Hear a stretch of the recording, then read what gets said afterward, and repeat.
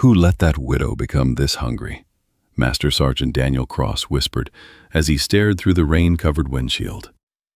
Beside him, Valor, his retired German Shepherd canine, suddenly lifted his head and locked his eyes on a narrow alley behind one of Spokane's finest restaurants.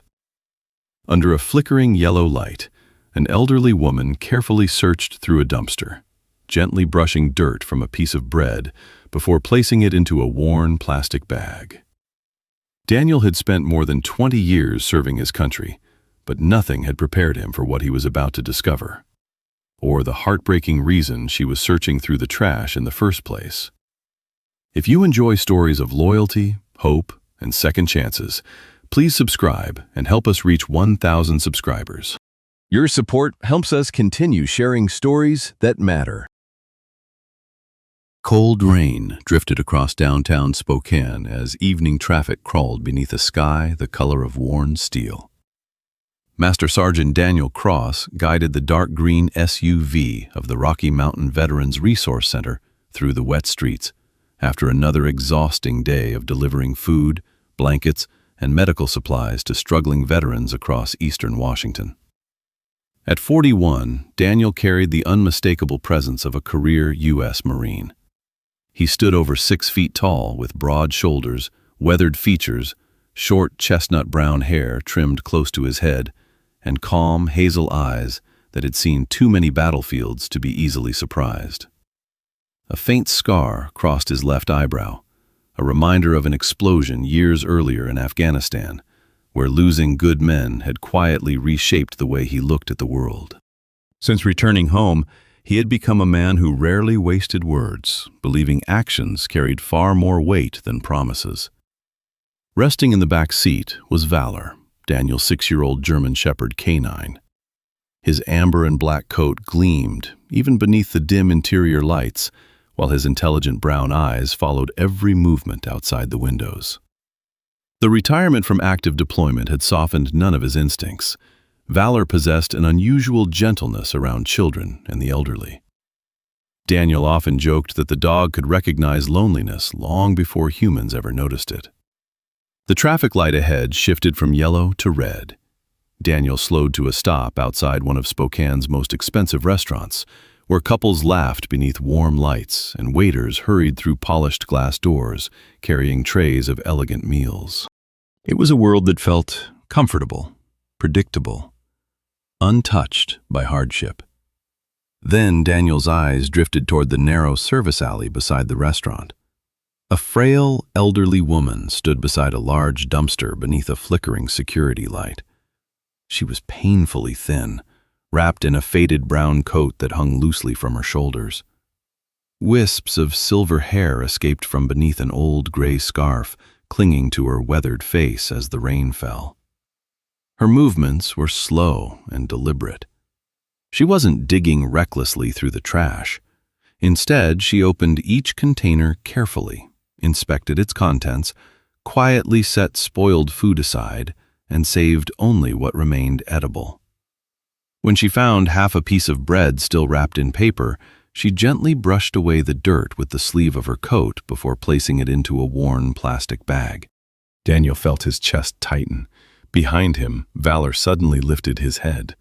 The German Shepherd stared through the rain-speckled window without blinking before letting out a quiet, almost mournful whine. Daniel followed the dog's gaze once more.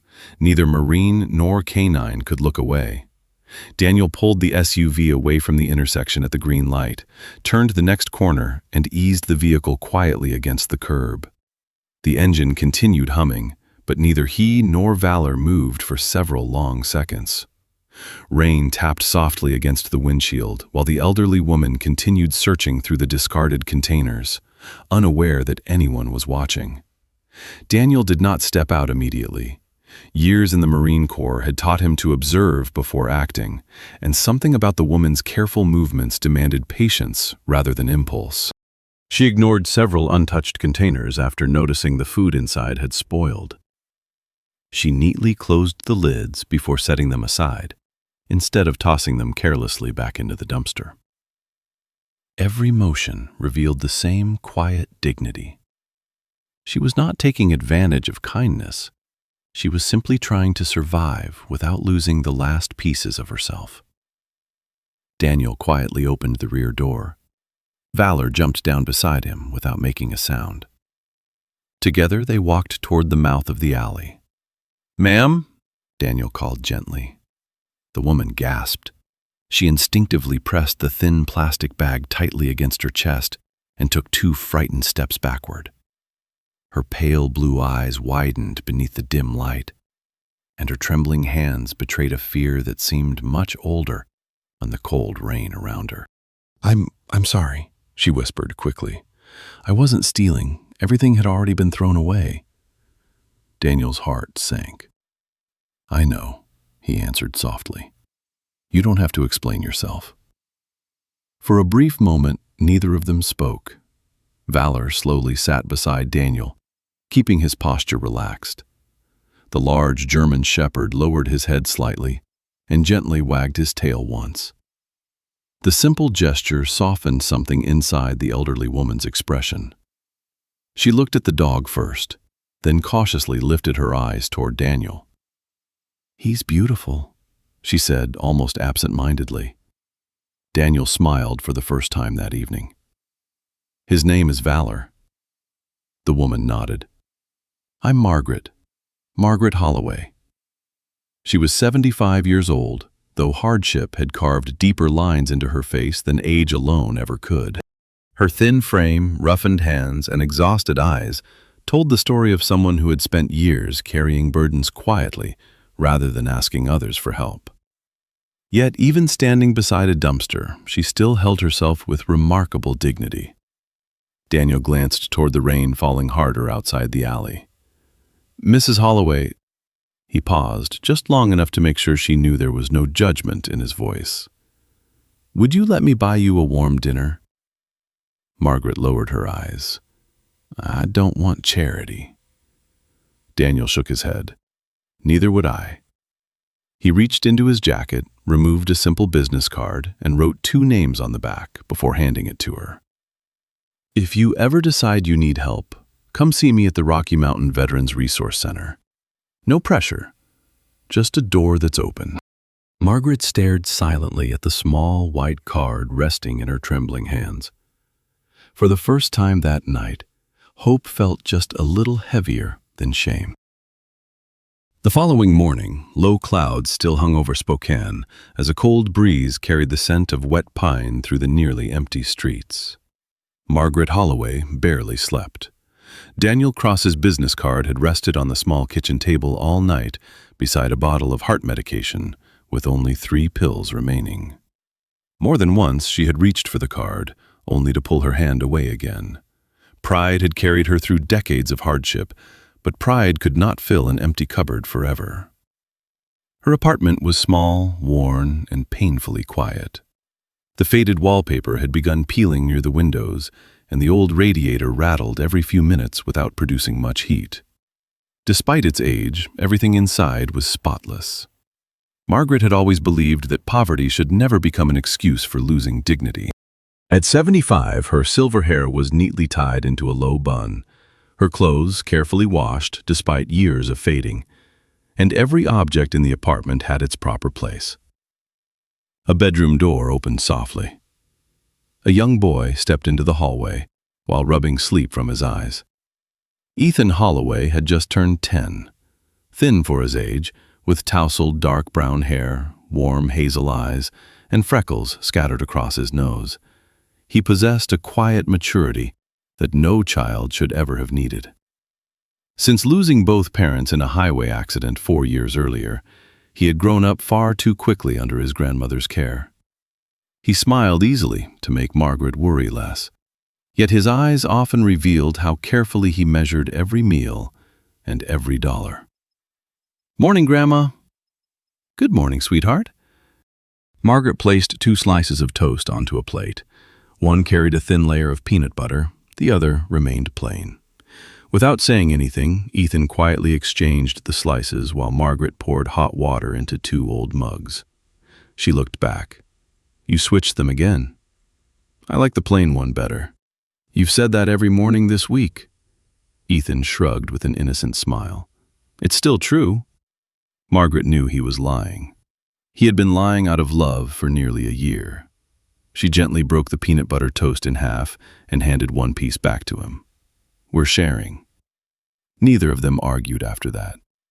Half an hour later, Ethan left for school, carrying a backpack whose zipper had been repaired twice with fishing line. Margaret watched him disappear around the corner before looking once more at the white business card resting in her coat pocket. An hour later, Daniel stood inside the loading dock of the Rocky Mountain Veterans Resource Center, directing volunteers as a semi-truck backed toward the warehouse. The center occupied an old brick distribution building near the Spokane River, where veterans and civilians worked side by side, serving struggling families throughout eastern Washington. Daniel moved confidently between pallets of canned food and medical supplies, his calm voice keeping everyone organized without ever needing to raise it. Beside him, Valor suddenly stopped walking. The German shepherd lifted his ears, his eyes fixed on the front entrance. Daniel followed the dog's gaze. Margaret stood quietly just inside the doorway, clutching the slightly worn business card with both trembling hands.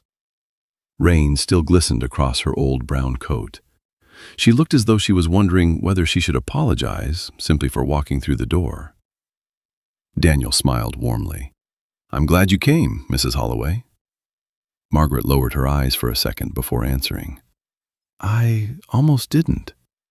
Daniel walked toward Margaret without making her feel as though she had interrupted anyone's morning. Around them, volunteers continued unloading pallets while forklifts hummed across the warehouse floor. Nobody stopped to stare, something Daniel appreciated. Dignity often began with being treated as ordinary. I'm Daniel, he said with a gentle smile. Around here, nobody needs an appointment. Margaret glanced at the organized rows of shelves. I don't know if I belong in a place like this. You don't have to belong before you walk through the door, Daniel replied. Sometimes you belong because you walked through it. Before Margaret could answer, a firm female voice echoed from the warehouse. Daniel, if that truck sits there another 5 minutes, we'll be sorting frozen vegetables instead of canned soup. The speaker was Helen Brooks, the warehouse manager. At 58, Helen was a tall, broad-shouldered woman with short, silver blonde hair tucked neatly behind her ears, and sharp blue eyes that seemed capable of spotting a misplaced box from 50 feet away. She wore faded work jeans, heavy boots, leather gloves, and an old flannel shirt with the sleeves rolled to her elbows. Years earlier, she had lost her husband, a firefighter, during a warehouse rescue, a tragedy that had hardened her standards without hardening her heart. Everyone respected Helen because she demanded discipline equally from herself and everyone around her. Daniel smiled.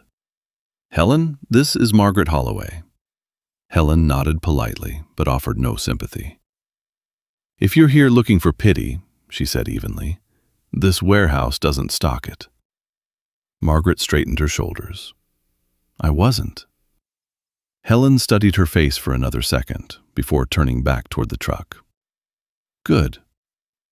At that moment, another volunteer called for help, unloading several boxes that had arrived from a regional food bank.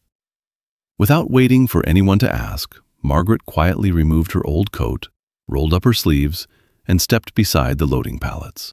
She checked expiration dates before stacking canned goods, placed heavier boxes on the bottom to protect fragile items, grouped similar products together, and instinctively arranged the shelves so older inventory would be distributed first.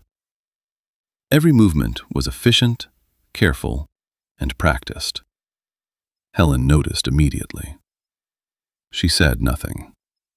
For nearly 2 hours, she simply watched. Daniel noticed Helen watching far more than she watched Margaret. Late that morning, the warehouse doors opened again. A school bus had just stopped across the street. Ethan hurried inside, carrying his worn backpack, smiling the moment he spotted his grandmother. Grandma! Margaret's tired face brightened for the first time that day. I finished school early. Valor trotted happily toward the boy, wagging his tail before gently nudging Ethan's hand. Ethan laughed and scratched behind the dog's ears as though they had known each other for years. Daniel watched quietly from across the warehouse. During lunch, every volunteer received a freshly made sandwich. Helen handed one to Ethan as well.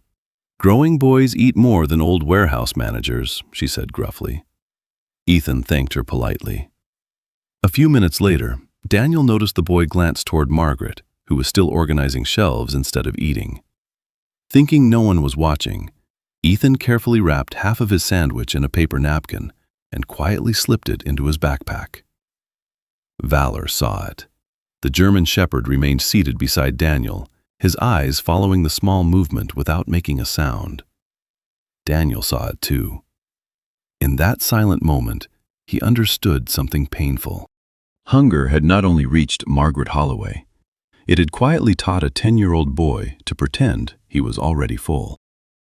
1 week later, a pale winter sun shone over Spokane as another Friday began at the Rocky Mountain Veterans Resource Center.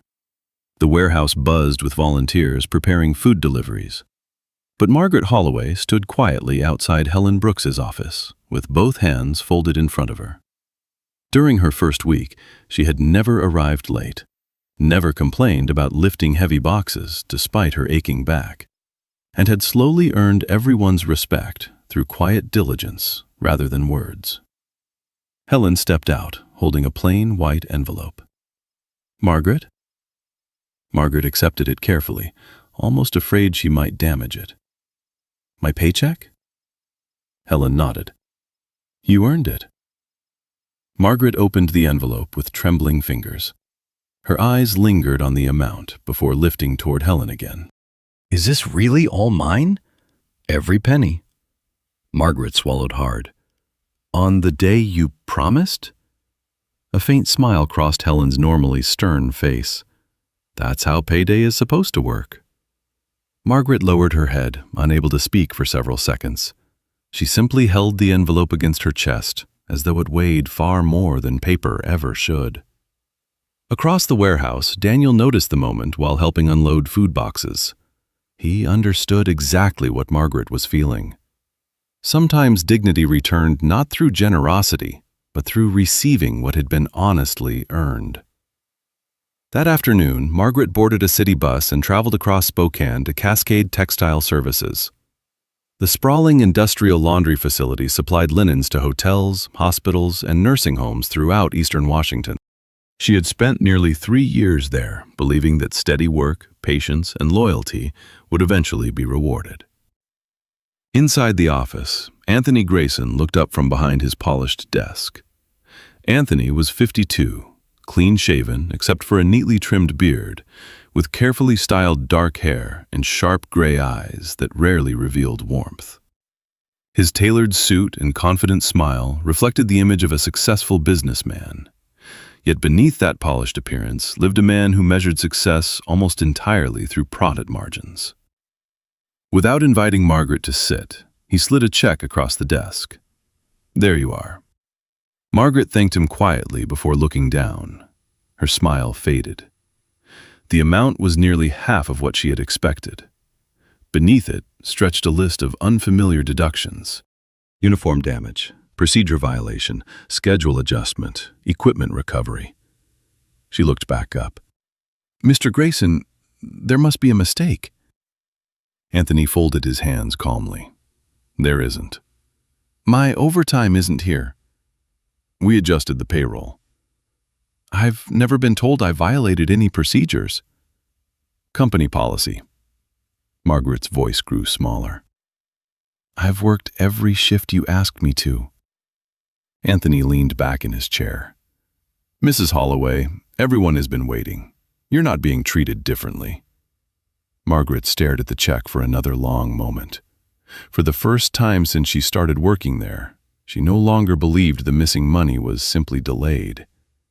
She quietly folded the check, thanked him anyway, and walked out, carrying far less than she had earned. Daniel was reviewing inventory reports when Margaret returned to the Rocky Mountain Veterans Resource Center just before sunset. The warehouse had grown quieter after most of the day's deliveries were completed.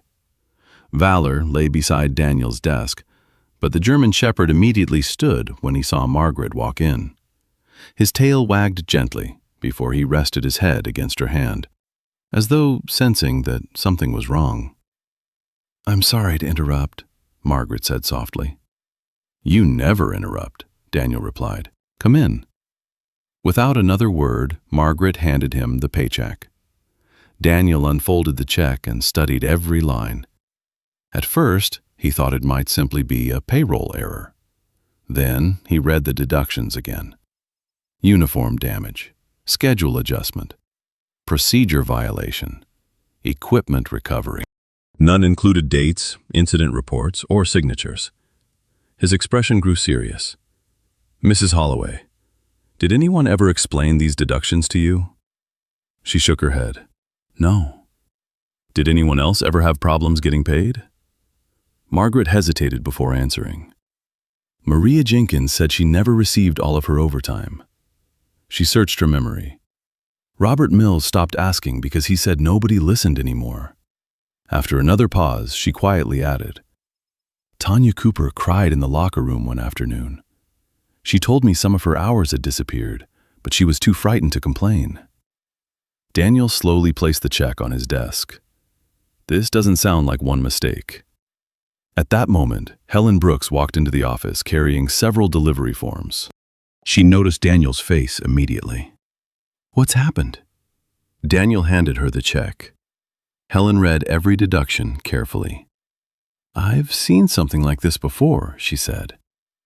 Daniel looked up. "When?"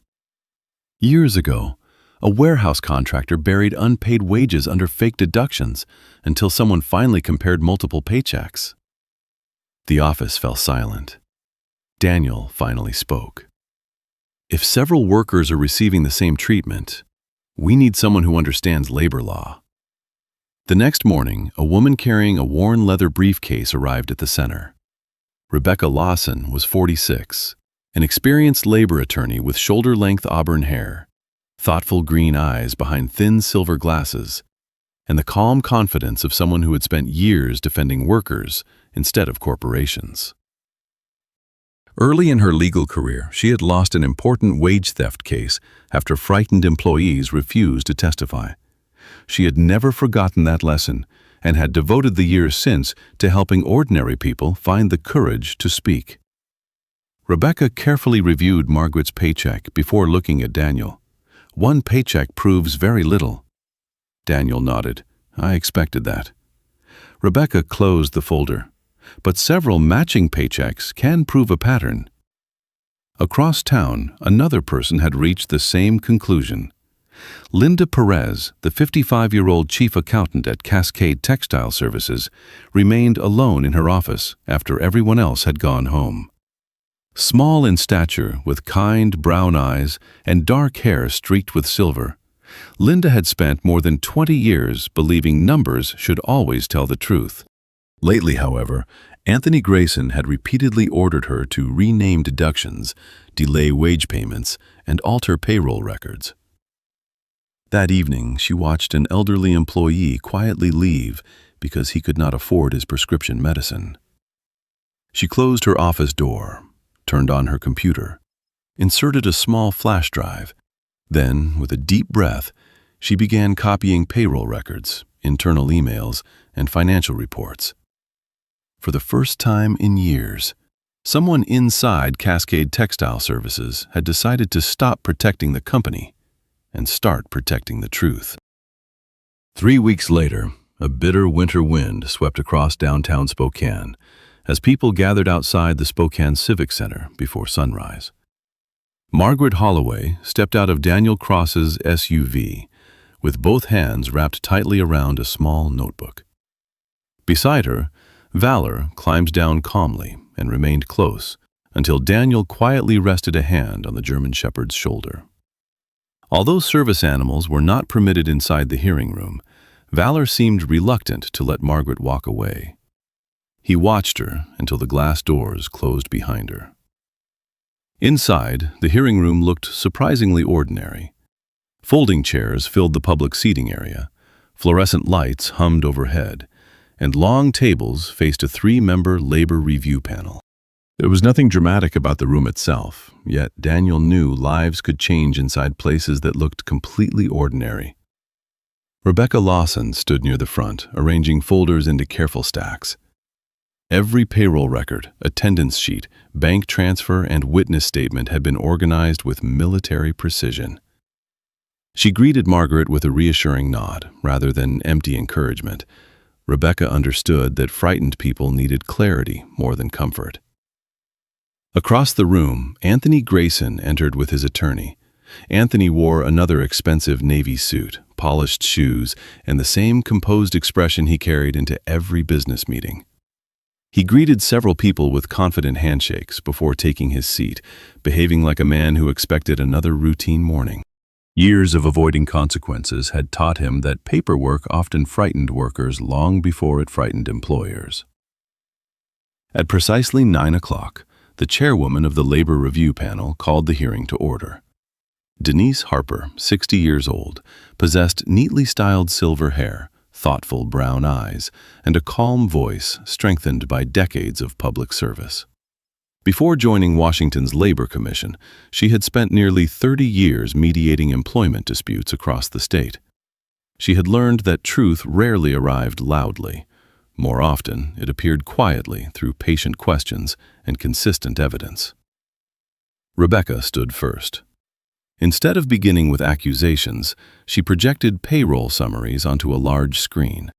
These records show that Cascade Textile Services received full payment from multiple hotels and healthcare facilities before employees experienced repeated payroll delays.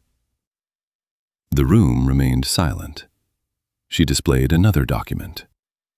This attendance record belongs to Margaret Holloway. Then another. And this payroll statement shows overtime hours removed without supporting documentation.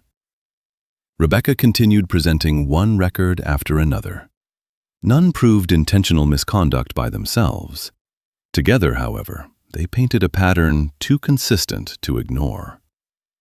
Anthony's attorney rose calmly. Payroll adjustments happen in every company. Rebecca nodded. They do. She placed another folder on the table. So do explanations. Her eyes settled on the review panel. We're still waiting to see one. A quiet murmur moved through the audience. For the first time that morning, Anthony's confident smile faded just slightly. Rebecca closed the folder in front of her. The documentary evidence establishes a pattern, she said evenly. Now, I'd like the panel to hear from the people who lived through it. The first witness slowly stood from the second row. Maria Jenkins walked steadily to the witness table, though her hands trembled as she adjusted the microphone. 39 years old, with shoulder-length auburn hair tied into a loose ponytail and tired green eyes marked by years of double shifts, Maria had worked in Cascade Textile Services for almost 7 years. Friends described her as dependable to a fault. After her husband died from cancer 5 years earlier, she had raised 2 daughters alone, rarely missing a day of work because every hour meant groceries, rent, and school supplies. Rebecca spoke gently. Mrs. Jenkins, why are you here today? Maria took a slow breath. My overtime disappeared. She held up several pay stubs. I worked the hours. The time cards showed the hours, but the money was never there. Robert Mills followed. At 58, Robert was broad-shouldered with graying hair, a weathered face, and rough hands scarred by decades of physical labor. Once a construction foreman, a serious back injury had forced him into lighter work at the laundry facility. He spoke quietly, but every word carried weight. When I kept asking about my pay, Robert said, my hours started disappearing from the schedule. Next came Tanya Cooper, a 27-year-old single mother with curly black hair, warm brown skin, and gentle eyes that could not hide her anxiety. Her voice shook as she described being warned to stop asking questions if you want steady work. More than once, she paused to wipe away tears before continuing. Yet she never changed her story. Anthony remained silent. His attorney took notes, but the expressions on the review panel had begun to change. Rebecca turned toward the audience. The final witness is Mrs. Linda Perez. The room grew noticeably quieter.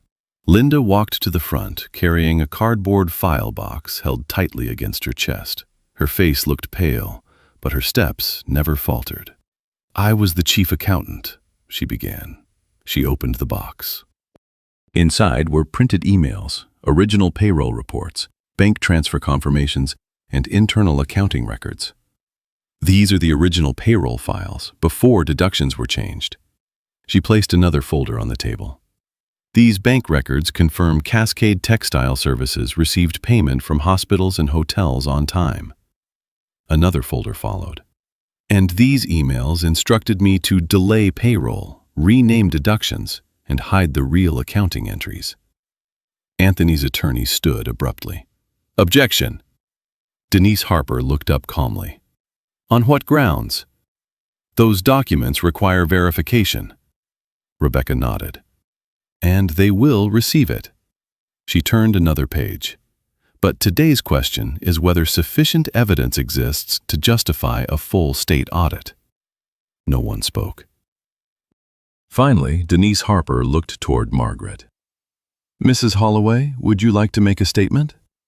Margaret rose slowly. She walked to the microphone with both hands resting lightly on the edge of the podium. 3 weeks earlier, she would have lowered her eyes. Today, she looked directly at the panel. "I worked every shift they asked me to work." Her voice remained quiet.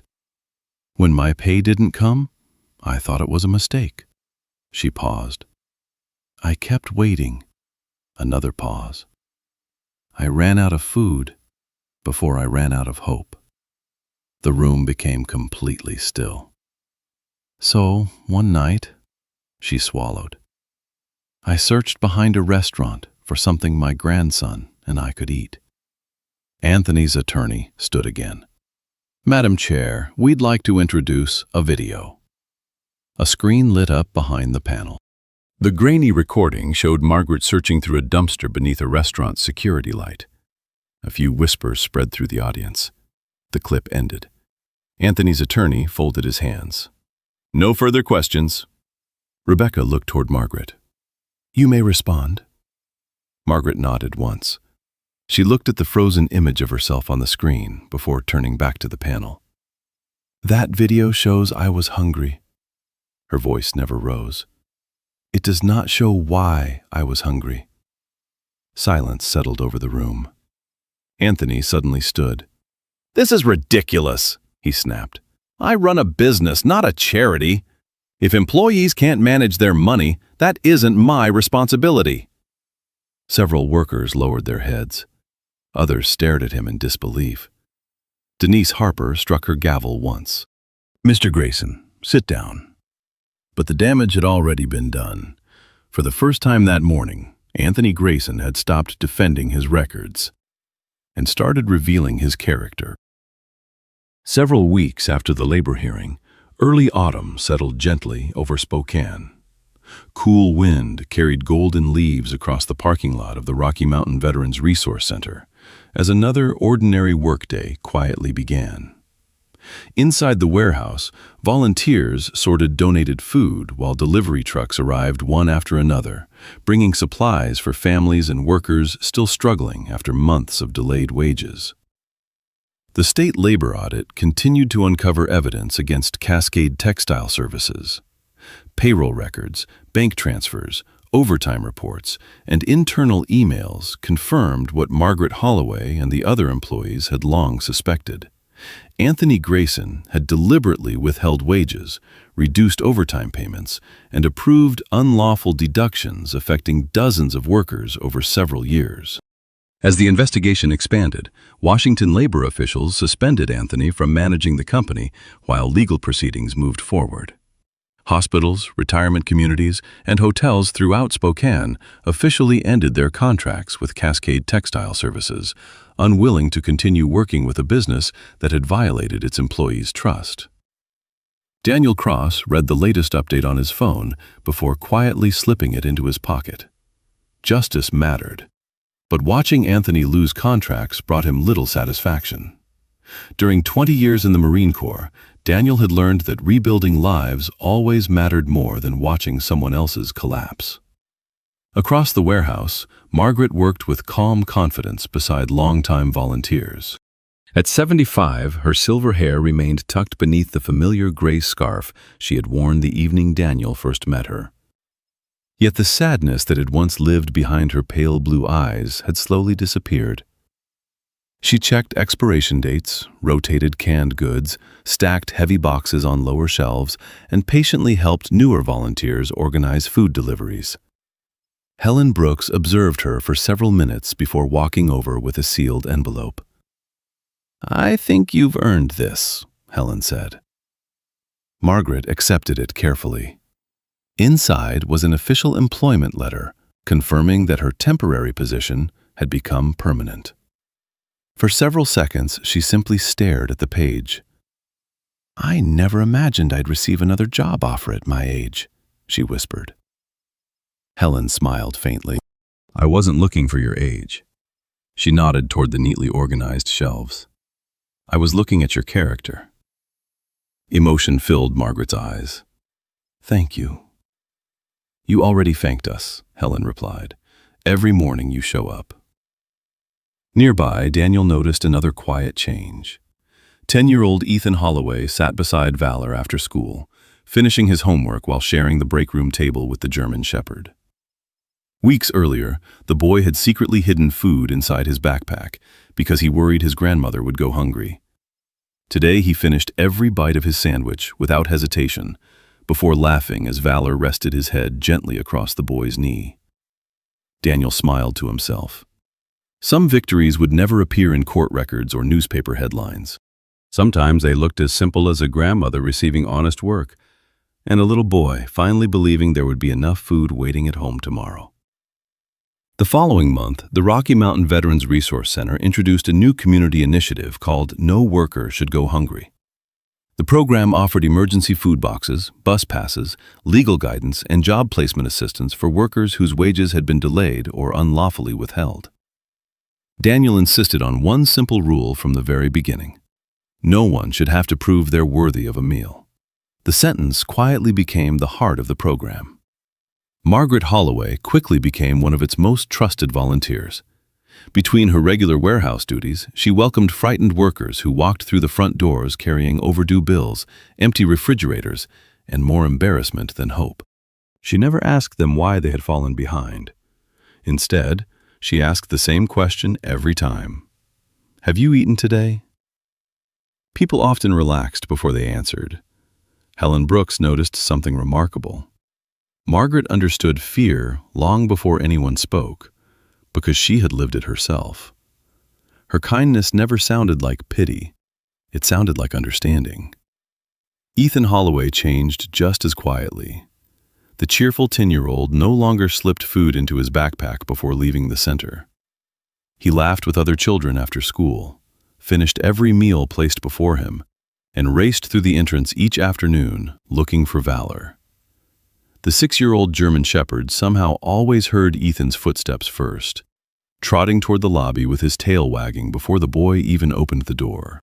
Their friendship became part of the center's daily rhythm, reminding everyone that healing often arrived through ordinary moments.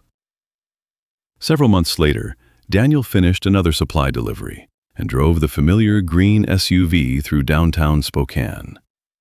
As he approached the same intersection where everything had begun, the traffic light turned red. Without warning, Valor stood in the back seat and looked toward the narrow alley. Daniel turned instinctively. The old dumpster was gone. In its place stood folding tables beneath white volunteer tents. Steam drifted from insulated food containers, while volunteers handed warm meals to homeless neighbors, elderly residents, and workers facing temporary hardship. Standing near the serving table was Margaret. She wore a volunteer apron over her familiar brown coat, smiling warmly as she greeted each person by name. Beside her, Ethan carefully handed out bottled water and fresh bread with the confidence of a boy who no longer feared tomorrow. Margaret looked across the street and recognized Daniel's SUV. She smiled. Then she gave him a small, grateful nod. Valor answered with a happy wag of his tail against the window. Daniel smiled back, but stayed behind the wheel. The traffic light changed to green.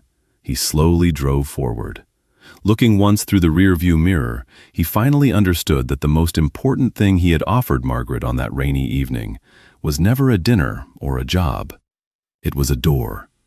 She had chosen to walk through it. Now, every meal she served, every frightened worker she welcomed, and every act of quiet compassion she shared was another door opening for someone else. Daniel continued down the street with peaceful certainty. Some missions did not end when the work was finished. They lived on in the people who carried hope forward. Sometimes God's greatest miracles do not arrive with signs in the sky.